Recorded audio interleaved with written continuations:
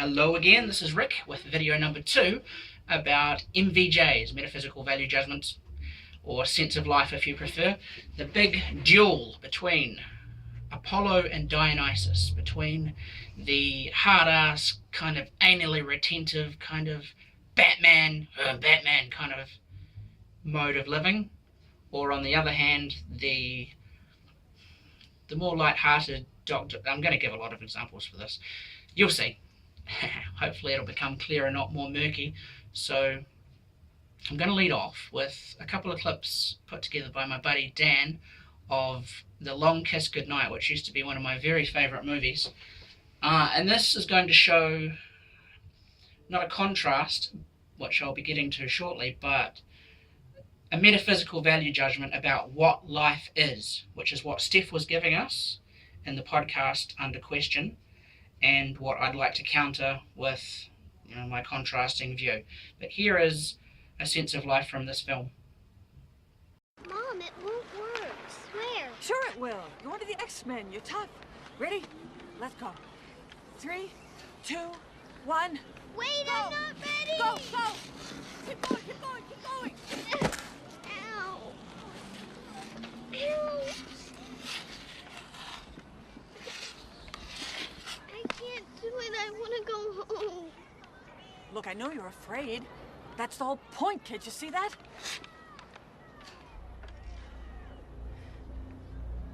Stop being a little baby and get up. I can't skate anymore. My wrist hurts.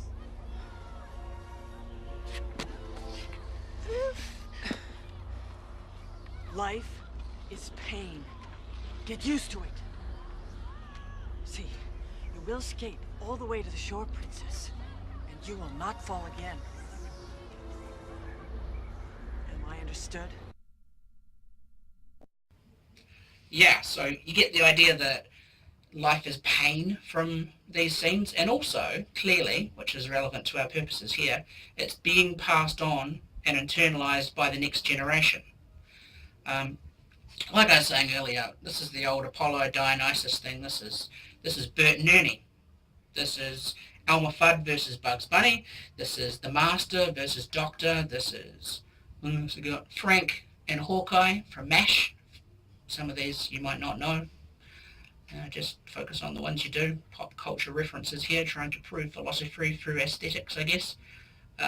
Okay. Watch this is a clip from Indiana Jones, the first Indiana Jones movie, where Indy demonstrates his capability, even though he's a character who's just laid back, but still getting things done, versus the technical excellence of his opponent.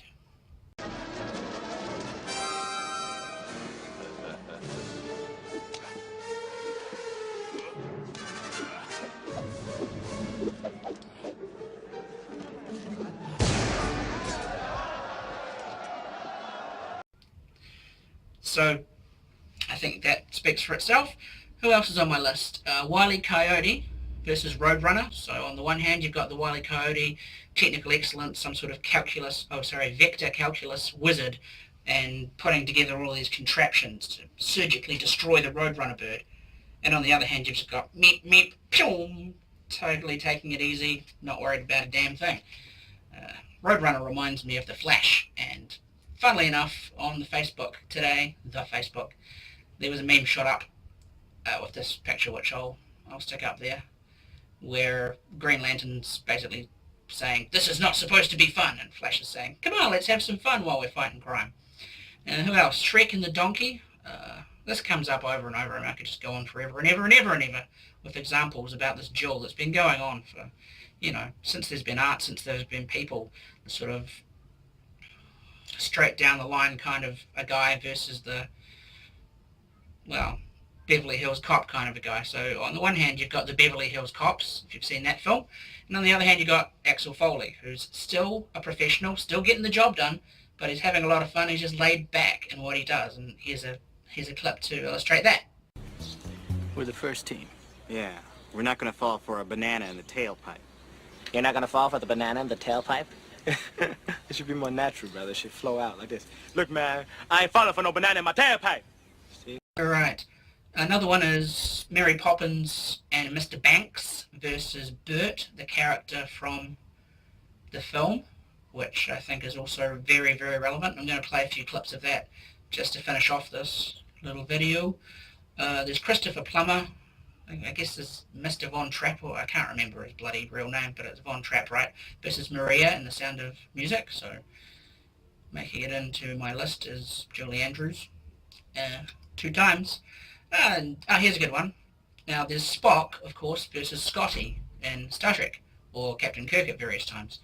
And what I want to do here, I've got a clip from The Trouble with Tribbles, which I'll play, that illustrates Captain Kirk taking on one of these bureaucratic nutjob jerks, and just, you know, he's still in control, he's still professional, and he's getting the job done. But he doesn't have to be anal about it. So he very much reminds me of Doctor Who in this scene, and I'll put a little Doctor Who words of wisdom in here as well, so you get where I'm coming from. I'll play that and I'll be back. Go ahead, sir, tell him. Captain Kirk, I consider your security measures a disgrace. In my opinion, you have taken this entire very important project far too lightly. On the contrary, sir, I think of this project as very important. It is you I take lightly. You're serious, aren't you? About what I do, yes. Not necessarily the way I do it. Yeah, so see what I mean? Yeah, that's about it. Oh, okay, I was supposed to say something about the toothbrush quote here and forgot to. So this is something that Mark, the fellow who was on the podcast originally, he's contrasting these two sides like this. This is from the Free Domain Radio forum. Right. You're like, well, I don't want to. Well, look, I'm sorry that you don't want to. If it's any consolation, I hate brushing my teeth too. If it's any other consolation, there are 6 billion people in the world, and 6 billion people in the world hate brushing their teeth and hate flossing. It's boring. Why don't you say something like this? This is a really great epic line. I read this to my children too. You don't like brushing your teeth? I love getting rid of that furriness off my teeth and tasting the minty toothpaste. I love the feeling of my tongue on my teeth after I've brushed them and the freshness of my breath. I love knowing that the bacteria that are eating away at my teeth have been brushed off and spat down the sink. Now, which one of those is going to work on children? Depends on your metaphysical value judgments. But you can see, can't you, that the latter is kind of the laid back, who have I got here? Bugs Bunny, Hawkeye Pierce, Roadrunner, Donkey from Shrek, Axel Foley, kind of a laid back way of doing things. Whereas the other, you shall brush your teeth, this is from the Apollo kind of side of things. Now this gets a little bit more illustrated from Mary Poppins, so we're going to get heavily into Mary Poppins. How many are going? 6 minutes now? That's okay. Let's throw in some clips from Mary Poppins. Now this first one is about being fraught with purpose, which very much echoes the words that Steph used in his podcast. Podcast. This is a vidcast, that's podcast, get it right. With Mr. Banks, the father of the Mary Poppins family, or at least the Banks family, which is kind of tautological, you know that, right? And he's singing a song about how the children need to follow rules and regulations. That's how things get done. The household should be run like a bank. So here's a little extract from that.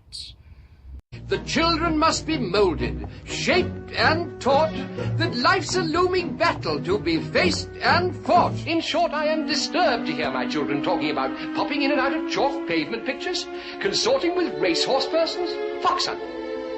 Yes, well, I don't mind that quite so much. At any rate, it's traditional. But tea parties on the ceiling?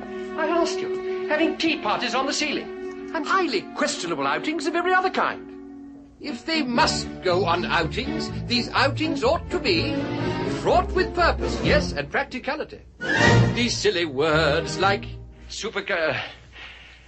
Yes, played that one. Now this is another little part where Bert, who, when my little fella, my son, saw Bert, he thought he was Doctor Who, which I loved because I see that parallel too. So he's the jokey guy. And in this Mary Poppins movie, the chimney sweeps are happier than the bankers. That's a metaphysical value judgment, right? Who's happier, who's sadder? The ongoing duel. So you watch this scene and you see Bert having a happy time with the children. Again, this is important because the children, they're watching the adults. Bert, Mary Poppins, who are we going to internalise into the ecosystem here. So Bert, while he's larking about, showing the children a good time, Mary Poppins, you'll see, she rolls her eyes, and then she does the big, slow, sarky clap. Oh,